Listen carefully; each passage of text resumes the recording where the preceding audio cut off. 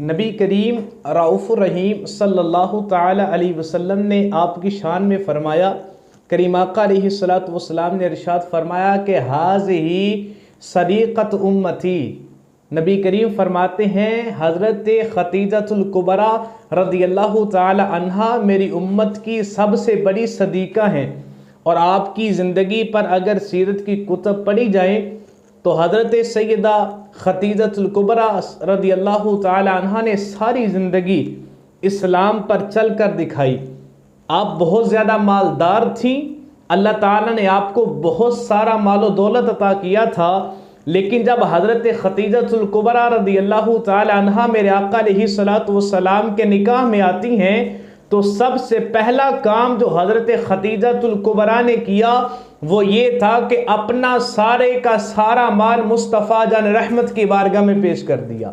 حضور علیہ السلام کو عطا کر دیا۔ حضور علیہ السلام نے پھر نبی کریم رؤوف الرحیم صلی اللہ علیہ وسلم نے حضرت خدیجۃ الکبریٰ کو وہ مقام دیا کہ سیرت کی کتب میں لکھا ہے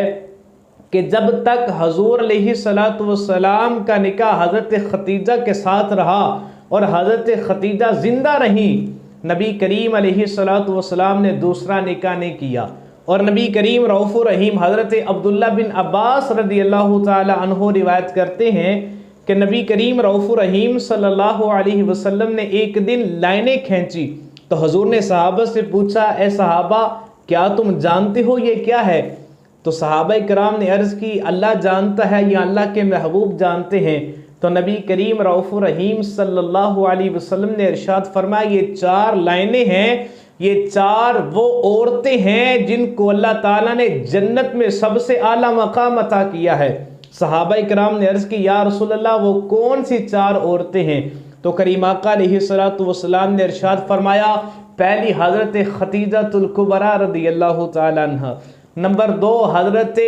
آسیہ رضی اللہ تعالی عنہ، تیسرے نمبر پر حضرت مریم رضی اللہ تعالی عنہ، اور چوتھے نمبر پہ سیدۃ النساء حضرت فاطمہ الزہرا سلام اللہ علیہا۔ اور اس میں یہ بات توجہ کے ساتھ سماعت فرمائیے گا کہ جو ملکہ عرب تھیں جن کے پاس اللہ تبارک و تعالیٰ نے ہر طرح کی مال و دولت اللہ کے محبوب علیہ السلام کے صدقے عطا کیا تھا، لیکن دین اسلام پہ وہ وقت آتا ہے کہ جب اللہ کے محبوب علیہ السلام عرب میں اپنے نبی ہونے کا دعویٰ کرتے ہیں، کفران قریش جو تھے وہ حضور علیہ السلام کے مخالف ہو گئے، حضور علیہ السلام کی جان لینے کو تلے تھے۔ اس وقت اگر دین اسلام نے اللہ تبارک و تعالی نے کریم آقا علیہ السلام کے ساتھ کسی کو جوڑا ہے تو اس کا نام حضرت خدیجۃ الکبریٰ ہے۔ اس زمانے کو یاد کیجئے کہ جس زمانے میں عورت کی عزت نہ کی جاتی تھی، جس زمانے میں عورت کو ایک بدنامی کا نام دیا جاتا تھا، اگر وہاں کسی کا بیٹی پیدا ہو جاتی تو اس کو زندہ درگور کر دیا جاتا، عورت کا کوئی مقام نہ تھا۔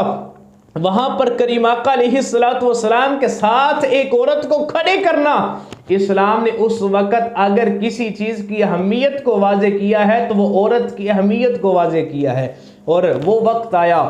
کہ وہ سیدہ کہ جنہوں نے اپنی ساری زندگی دین اسلام پر مال خرچ کیا، اپنی ساری زندگی میں جو مال تھا اللہ کے محبوب علیہ السلام کے قدموں پہ نثار کر دیا۔ ایک وہ وقت آیا کہ جب حضرت خدیجۃ الکبریٰ رضی اللہ تعالی عنہا کا آخری وقت تھا، علماء فرماتے ہیں اس وقت کہ جن کپڑوں میں سیدہ کا انتقال ہوا ان کپڑوں میں سیدہ نے 26 پیوند لگائے ہوئے تھے۔ یہ کریکٹر ہے ہماری عورتوں کا دین اسلام میں، اور ہماری عورتیں جن کو آج ذرا سی کو تکلیف پہنچ جائے تو ہماری عورتیں غیلہ اور شکوہ کرنے پہ آ جاتی ہیں۔ ہمیں سیدہ خدیجۃ الکبریٰ سلام اللہ علیہا و رضی اللہ تعالی عنہا آپ کی سیرت کو پڑھنا چاہیے، اور ہر عورت کو چاہیے کہ آپ کی سیرت پر چلے تاکہ دنیا و آخرت میں کامیابی ہمارا مقدر ہو جائے۔ تو 10 رمضان المبارک یعنی آج حضرت خدیجۃ الکبریٰ رضی اللہ تعالی عنہا کا یوم وصال ہے، تو ہمیں چاہیے کہ آج کے دن ان کی سیرت پر بھی عمل کریں اور ان کے لیے ایصال ثواب کا بھی اہتمام کریں۔ اللہ پاک ہمیں سیدہ خدیجۃ الکبریٰ رضی اللہ تعالی عنہ کی سچی محبت نصیب فرمائے اور ان کے نقش قدم پر چلنے کی توفیق عطا فرمائے۔